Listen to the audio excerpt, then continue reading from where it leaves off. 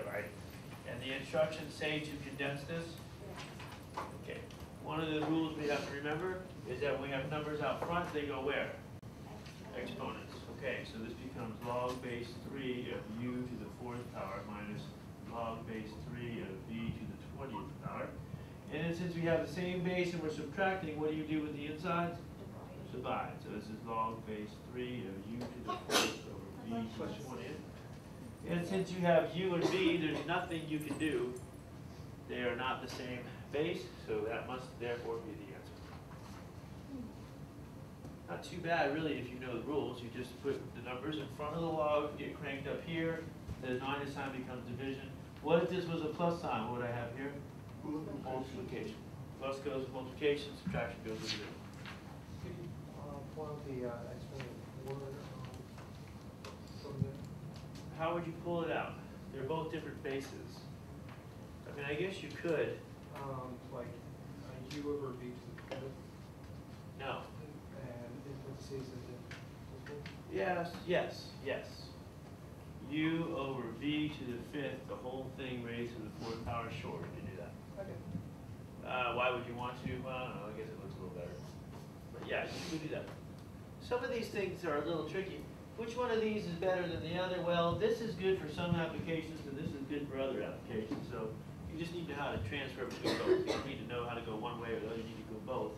And writing something like u4th over v20 as an exponent raised to a power may be helpful in certain situations. Certainly easy to knock this thing down. You can, well, other places that would be a good idea. So yes, Ken. Okay, where's that? Are we done with the worksheets on this side yet, or is there anybody who wants to see something else? 26. Oh, 26, okay. What is the, would you read to me? Log x times log 2. Aha. Well, there's nothing you can do with that. That's completely done. Let me tell you why. You probably are thinking, say, if you had log x times 2, this would be equal to log x plus log 2. So you're looking to see if something here will match up with log x times log 2 because it looks like you should do something. But you see, I don't have the multiplication of 2 logs here. I have what? The addition of 2 logs. And the multiplication is happening inside the log. That's not what's going on here. Here is log x times log 2, which is quite simply log x times log 2. There is nothing you can change, so it is completely reduced. Though you probably will spend 15 minutes trying to make it something else because you think you should, it is already done. Does that answer your question? Not really. Okay, what's your question? Would that be the same as log of 2x? No, it would not. Log of 2x would be log x plus log 2, not times. See, that's a times sign. If I change this to plus, then yes, that would be the same as log 2x, but it's not a plus. It's times, so nothing you can do. I think the worksheet's author was attempting to show you that sometimes things are done even though you don't think they are. All right, let's move to the book.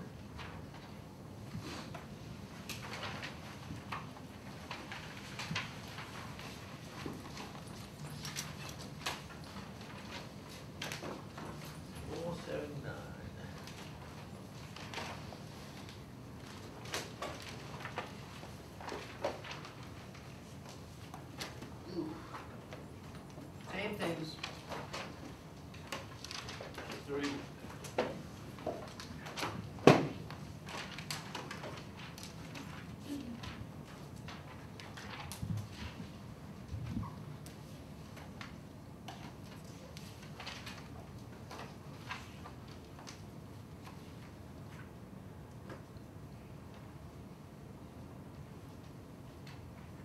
Okay. What I would do here is I would first distribute to 1/5 to have 1/5 times log base 2 of z plus 2/5 log base 2 of y.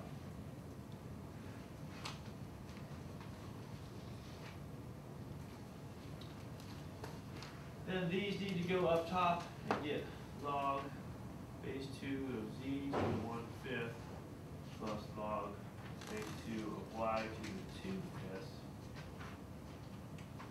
And now when you add, what do you do with the inside? If you add two logs, you do what? Multiply. So this becomes a single log 2 of z to the 1/5 y to the 2/5. And that's not a bad answer, but you see they're both going to be, they both have a 1/5. A cleaner answer would look like this, is to make this log base 2 of z times y squared, the whole thing raised to 1/5.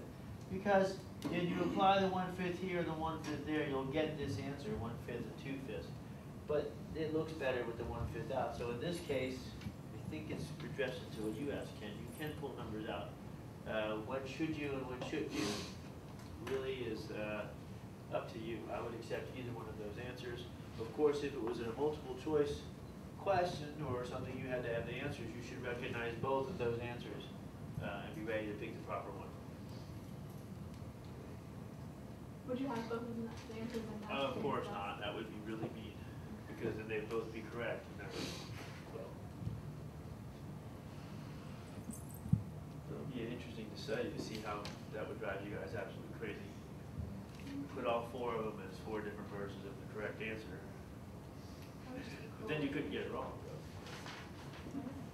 The idea would be not to have both of those as the same answer. Can mistakes happen? Of course. If we're talking about me, most likely they will. I'm kidding. I'll try very hard to make sure that happens. All right, let's look at number 45.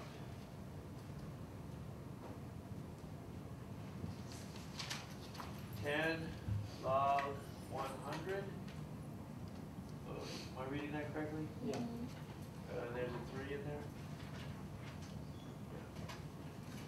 Okay, well, let's just compare this. 10 log 10 of 3. What's the answer to this?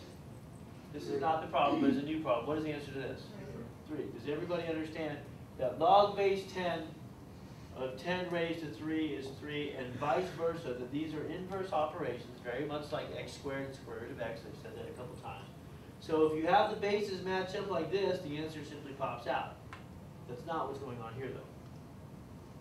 You would like to be able to say this is 3, but this is not a 100. Could be. Well, how could it be? You raise it to the 1/2. Or, yeah, make it 100, raise it to the 1/2. That way you can cancel out the hundreds and then be the square root of 3. That's a very good idea. 100 raised to the 1/2 raised to the log 100 of 3. Okay? And then you just This cancel out the number is what? hundreds. What's 1/2? The 100 is the 1/2. 10. So that's 10. So we haven't changed the problem. When you raise a power to a power, what do? Multiplies becomes 1/2 log base 100 of 3. Now crank the 3 up there and the 1/2 up there and get 100 log base 100 of 3 to the 1/2. This equals 3 to the 1/2 or the square root of 3. That's a tricky one. The nice thing happens right here. First of all, able to write 10 as the square root of 100, and then realizing when you raise a power to another power, what do you do with the things? You multiply. And the beautiful thing about multiplying against a log, you can then take the number and crank it up as an exponent. So really, we move that 1/2 right through the whole thing. All right.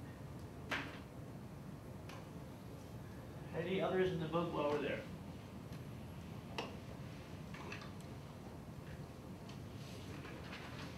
The last thing we're going to study before this test is this idea of exponential growth and decay. It's actually a very important study of ours, one of the most useful things from this course. So we'll need to talk.